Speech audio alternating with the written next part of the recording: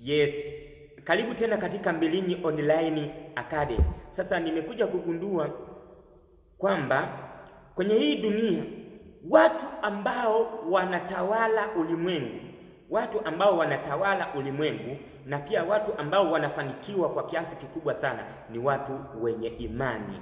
Mtu mwenye imani kaa naye mbali. Mtu mwenye imani ana uwezo wa kufanikiwa kwa kiasi kikubwa. Siongelei watu wanaosali kanisani. Naongelea mtu mwenye imani.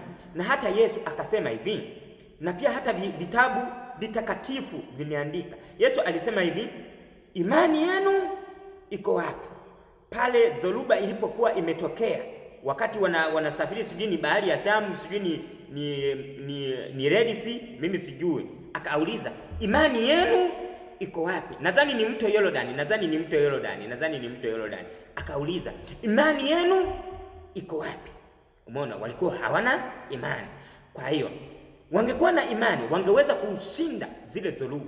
Lakini pia hata kitabu kitakatifu cha Mwenyezi Mungu, Bible, imeandika kwamba ukiwa na imani hata chembe una uwezo wa kuamrisha kwamba ewe mlima ng'oka, na ukang'oka. Kwa hiyo watu ambao wanatawala kwenye huu ulimwengu na watu ambao wanafanikiwa kwa kiasi kikubwa zaidi ni watu wenye imani. Mtu mwenye imani ni mtu wa aina gani? Mtu mwenye imani ni yule ambaye anaamini matendo yatarajiayo, anaamini future, anaamini vitu vya baadaye, anaamini kitu kijacho, kwamba mimi nitakuja kuwa tajiri. Anaamini kwamba mimi nitakuja kuwa tajiri, na kweli wakati saa yake, wakati muda wake inapofika, atakuja kuwa tajiri. Kwa mfano, mimi niliamini kwamba nitakuja kununua simu ambayo inatumia type C. Niliamini hivyo. Na mwisho wa siku kweli mambo yalitokea hivyo. Kwa hiyo watu ambao wana imani kwenye huu ulimwengu ndio watu ambao wanatawala dunia, ndio watu ambao wanafanikiwa kwa kiasi kikubwa. Kwa hiyo hata wewe mwenyewe na kuomba uwe unapandisha imani yako viwe viwango vya juu zaidi.